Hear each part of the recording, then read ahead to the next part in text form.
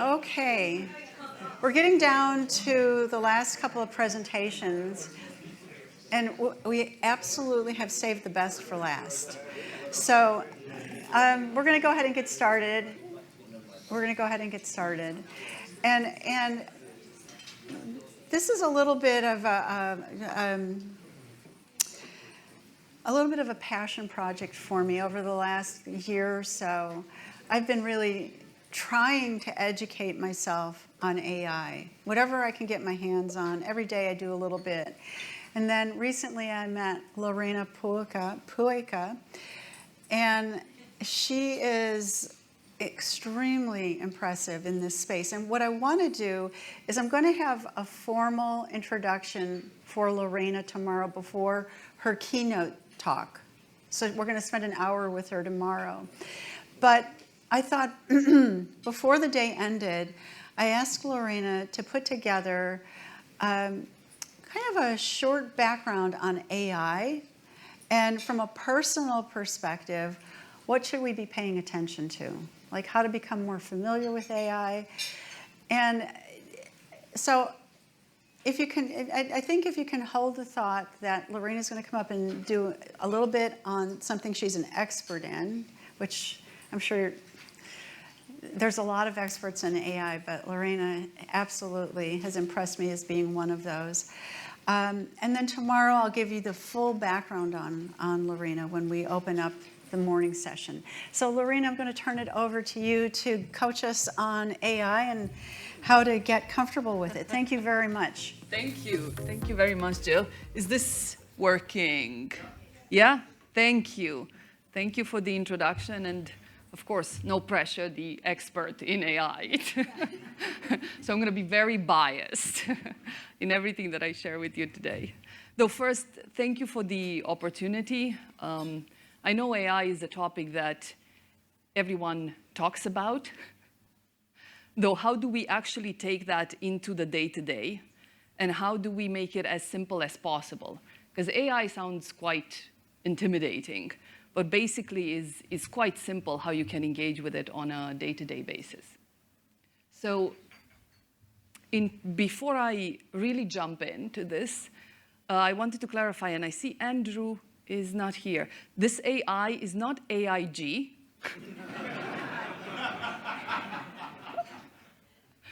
This is artificial intelligence. Andrew escaped, but and I'm going to start a little bit to give you a bit of context, the speed at which AI has taken over globally. And to put that in context, if we look at global literacy in the 1800s, we've had about 18%. That was less than 1 billion people that could write and read. Now, if we look today, we have over 6 billion people that can write and read. But it took about 200 years to get to that. Now, AI, if we just take it back a few years, we had less than 100,000 people that actually understood what AI is. And so for today, can I ask you for a raise of hands? How many of you feel that you understand what AI is? Oh, that's pretty good. That's pretty good. So the reason why this is important is that we see more and more organizations around the world embracing AI in the little things and in the big things. So we have over 15% of the small companies, and this is companies with 50, 100 people that have already embraced AI, all the way up to 68% of the large organizations that use AI day in and day out. If you think of your day-to-day and your businesses, how many of you use AI? How many of you would you say use AI today? Oh, that's pretty good. So we have over 30% already here in the room, which is a great place to be. So of the people that put their hands up, would anyone want to share what is one way in which you think AI has improved your productivity and your accelerated your business? When you say AI, I mean, you have to define What do you mean? Because when we use Outlook or Microsoft 365, we are using AI in a certain way. So if this is what you mean, yes, everyone is using AI without knowing. But if Well, everyone is using AI without knowing, but you stole my slide. Though more in terms of one of the superpowers of AI is really the ability to analyze large masses of data and to provide you with the insights. So basically doing the heavy lifting. If you think of that, and I'll give you plenty of examples through this, is what is doing a lot of your work for you and is making you look good. Who'd like to venture? And Andrew, I clarified, it's not AIG, it's AI. Yes. Okay. Through COVID, we did a lot of Zoom meetings rather than face-to-face. And, oh, golly, early on, last year, I started to do Zoom meetings with a large broker that we look after their clients as well. And at the beginning of the meeting, there was, Note Taker Nellie was on the list. And, of course, I say, good morning, Nellie, you know. You forgot to turn your screen on, and no answer.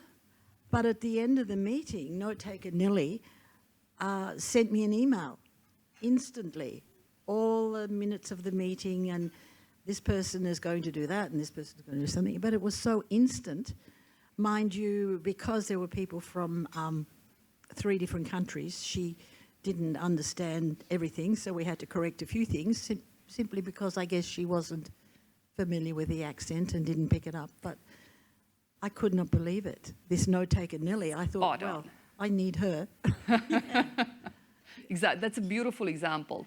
And there's a platform called Fireflies that now you can invite it to every Zoom meeting that synthesizes that, sends actions to everyone that was in the meeting. So that's beautiful. Thank you. Anyone else would like to, besides Outlook?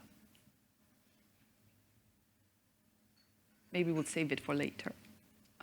So what this is bringing about, the dawn of AI is bringing to life the 4th industrial revolution. And we've all experienced or we've known about some of these industrial revolutions. In the 1700s, industrial revolution, we all thought we're going to lose our jobs. Because that's always the tendency. Whenever something new comes about, the fear is we're going to all lose our jobs. We've had that again 100 years after that, and it was the same reaction. Oh, wow, we're all going to lose our jobs. We've had that also not too long ago, 30, 40 years ago, with the digital revolution. Internet came in the 1980s, and then computers. And everyone thought we're all going to lose our jobs. And factually, what has happened is that unemployment globally has continuously gone down over the past century. And now we are experiencing one of the lowest levels of global unemployment that we've seen to date. And that is the beauty that now the 4th industrial revolution is going to bring to you. It's really bringing you a set of opportunities that are limited only by your creativity and imagination. Because you mentioned Nellie. Imagine how if you use that across an entire business, you have clarity of actions, you have clarity of commitments, and there's no confusion. Oh, you said you're going to do it then. Oh, no, you said you're going to do it then. And it's very clean. And it also enables people to feel more empowered to do things that they enjoy more. I mean, who enjoys writing meeting minutes? So the beauty of this tool that is here today is to really empower you to make the most of your free time. So to empower the tools to do the heavy lifting such that you can enjoy the time with your clients and you can enjoy being creative in the types of deals you get to offer them. And so we all have heard in every single New York Times and FT article that AI is changing the world. So let's figure out how AI has already changed the world. A few of the examples that go beyond Outlook. And I'll mention to you a few in each of the core global industries. So in healthcare specifically, AI is now at its most advanced frontier in healthcare. And the 3 areas that it impacted the most has been really in the accuracy of diagnosis. Historically, one would have needed to wait 4, 6, 8 weeks to get a diagnosis, and even then, you didn't have a good understanding of how accurate that is. And doctors have tried one course of treatment, another course of treatment, another course of treatment. Now, AI, within 6 to 10 seconds, it can not only analyze that information, but it can look through the entire data set to say, look, these are all of the potential courses of action, and this is the one that's most suitable to you, to your genetics, to your context, and to your situation. In telemedicine, I'm not going to bring up COVID again, but telemedicine really exploded during COVID to enable people access to just a face digitally for mostly primary care, and then tangibly saving lives. If we think of COVID, usually it takes 3 to 5 years to design a vaccine, to do the clinical trials, to go through the entire journey. AI has powered that journey to be 6 months. And we can't even know how many lives have been saved because of that. If we move to communications, I think I can be silent for 30 seconds because all of these, or the majority of these, are tools that you're very familiar with. How many people use WhatsApp? Oh, I get almost an all hands. And then X, which is Twitter, compliments of Elon Musk changing the name. All of these technologies are accelerating communication by, number one, leveraging information transmission protocols. I won't bore you with the details, though in terms of language, as you mentioned, Nelly. So really being able to filter through, for example, on Twitter, what is relatively appropriate content, and that gets filtered out. So a lot of it gets filtered out automatically by AI. In one example that we've all experienced day to day is this predictive text. You write on your phone, and then it recommends to you what's the last part of the word. These new language models, imagine that they do exactly that, but for entire sentences or for entire pages of content. By having the context of your history, is able to predict what would be the most appropriate text going forward. When it comes to transportation, we all think of Uber, that you book a taxi and that's great. Uber has leveraged AI already a decade ago by understanding what is the amount of the need on the buyer side and on the seller side. Because if they wouldn't get that balance right with the right pricing, either one side would dry out or the other. So they've used a lot of AI machine learning algorithms to be able to balance that pricing. Hyperloop is trains, SpaceX. Who hasn't heard of SpaceX? But they've used AI to be able to bring back rockets. And that is incredibly powerful. I mean, one of the limitations to space travel has been the fact that once a rocket has gone up, it's basically scrap. That means anything between $50 to $100 million goes up every single time. So with the ability of leveraging AI to calibrate the rocket to be able to come back, that has brought the cost down to 1/5 for every single rocket, and has enabled things like Starlink, the satellite net for communications, because if you send more rockets up, you can send more satellites, and then you have internet in parts of the globe that you wouldn't have otherwise. And of course, the elephant in the room, driverless cars. It is my opinion that driverless cars are quite a few years from becoming a reality. But it's a big topic, and people get excited about that, because that, again, would free up a lot of time and would change the landscape of how we interact with the means of transportation. In environmental and sustainability, this is a sensitive topic, especially now around the world with the heads of state debating the topic. However, AI has really enabled us to be more thoughtful around where we allocate capital that really enables us to decarbonize the environment. And so we've already touched a little bit on, are you already using AI? So with this background, how many people in the room would say now that you're using AI? We all already do. We interact with AI daily, and whether that's WhatsApp, whether it's the usual suspects on our phone, and it also shapes everything that we consider entertainment. If you think of Netflix, all of the recommendations that come in Netflix are basically AI generated relative to what you watched before. Spotify, your music recommendations are also as a function of what you've done before.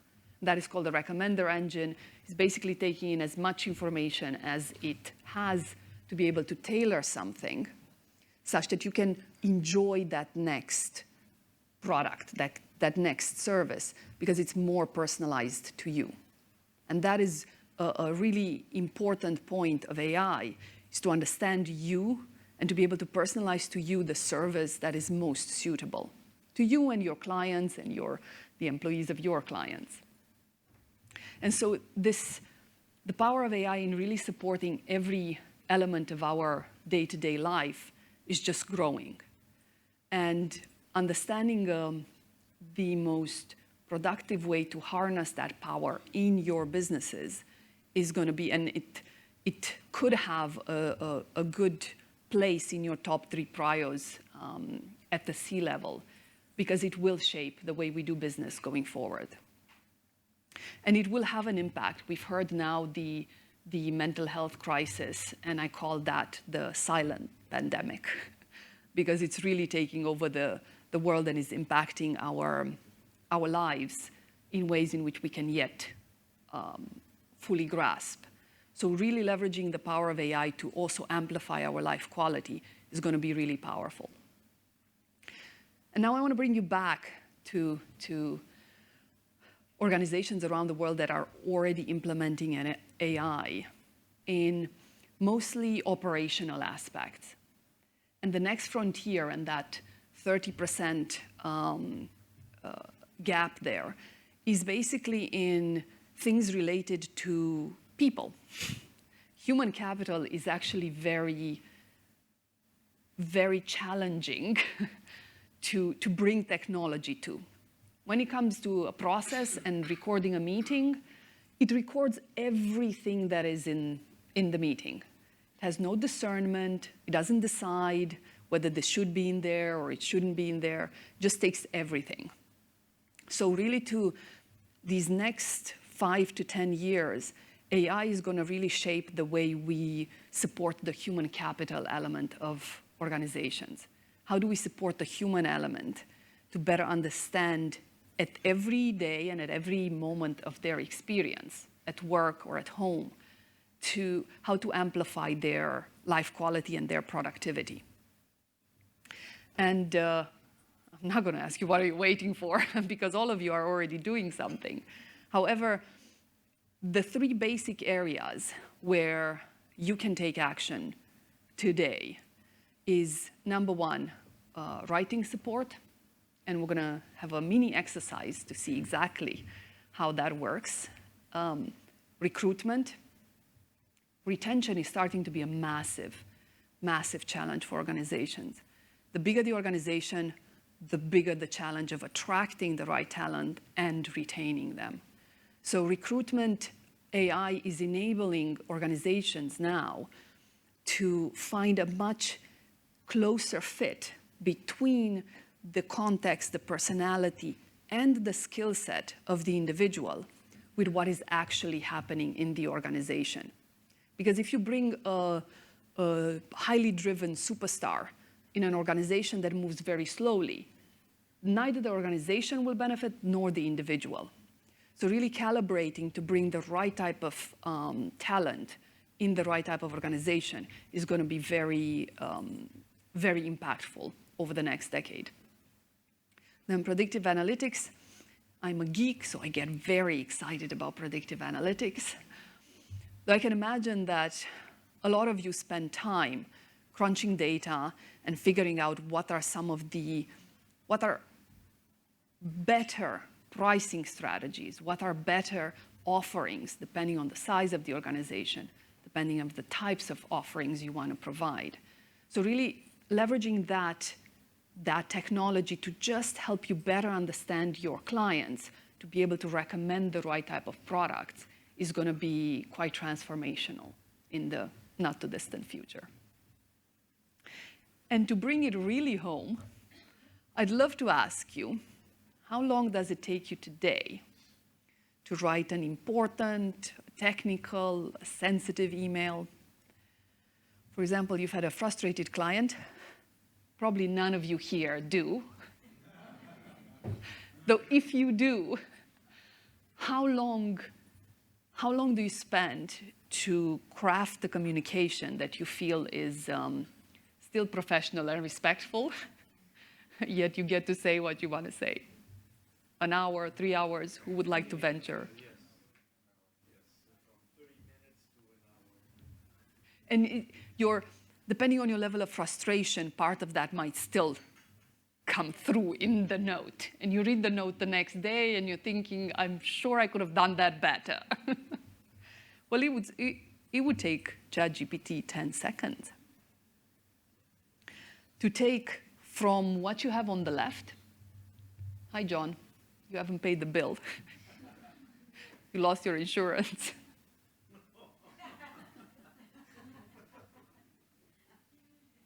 So that's what probably most of you think. Now, you can put exactly those words, exactly what's on the left. You can put that in ChatGPT, and you preface it by saying, please write this in a professional and respectful manner with a deep sense of urgency. And what comes out is on the right. Dear John, I hope this message finds you well. So not only it saves you time, but it also saves you that sense of frustration that you need to transform very quickly, and then the next day, if you feel you could have done it better, you still feel, yes? Does it work the other way around as well? Oh, yes, yes. You know what? How about you try it out? So with this, I'd love to invite you. It's really going to take 30 to 60 seconds. If you scan this on your phone, it's going to take you directly to ChatGPT.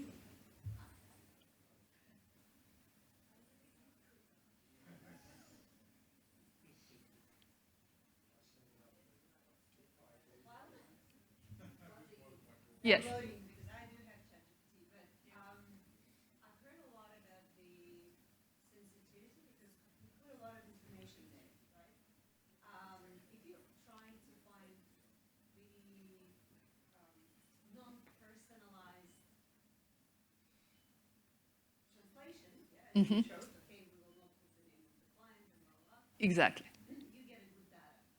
But I know that a lot of people going much more ahead, and ChatGPT is principally reprocessing of everything what is available, and the more you put, that also gets kind of like fitted there. Exactly. And So, where is this line where you have to be very careful? I know that Microsoft is now working on the ChatGPT being part of their Windows, and which only going to be within your company circle. So whatever the standard you wrote in one office can be available to the other person. That's probably a more safer environment if you have a good security in the company. But in general terms, like using this, where do you stop? where do you draw the line? So, first of all, ChatGPT is a large language model, which means it takes everything it has and it learns from that to give you the output. The simple answer to your question is that in that email, you don't put all of the information together, full name, date of birth, location. So if there are elements, and this is Dear John, even if you put the insurance number, if there's not the insurance name, so the idea is to not put absolutely all of the sensitive information in there. Because even if it's in a protected cloud, these language models, that's what they do. They anonymize the information. So they will anonymize the information because ChatGPT doesn't benefit from knowing that is an AIG policy with this person at that point. It really doesn't.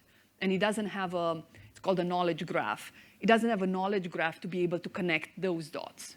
Okay? So ChatGPT, its superpower is really enabling you to access existing knowledge very quickly. So if you say, what are the 5 strategies for this type of situation, you put it in ChatGPT and it's giving you.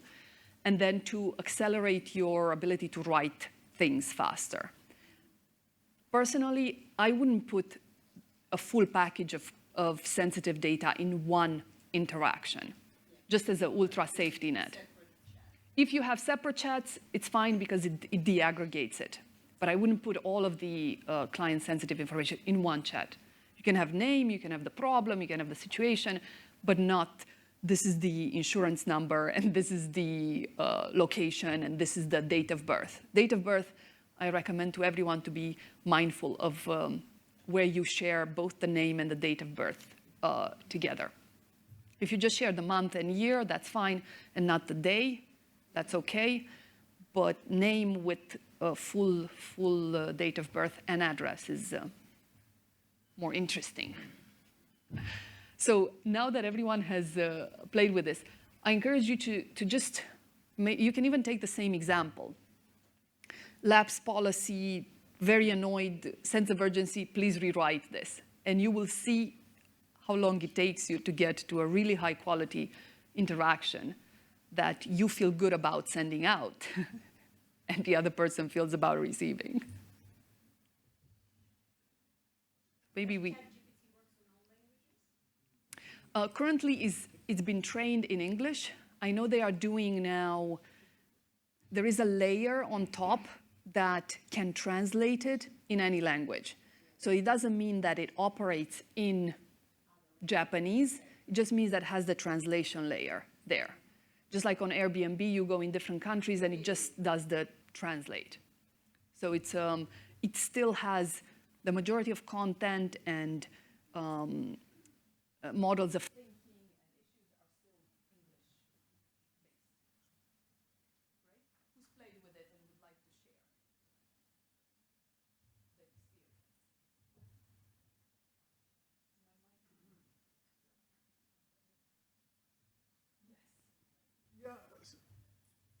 Yes, so actually, to be honest, I didn't use it too often myself, but actually I was inspired by my daughter because she has a web shop and she uses it all the time. So then she needs a nice marketing stuff, and then you think, oh, bother, it will take me a day.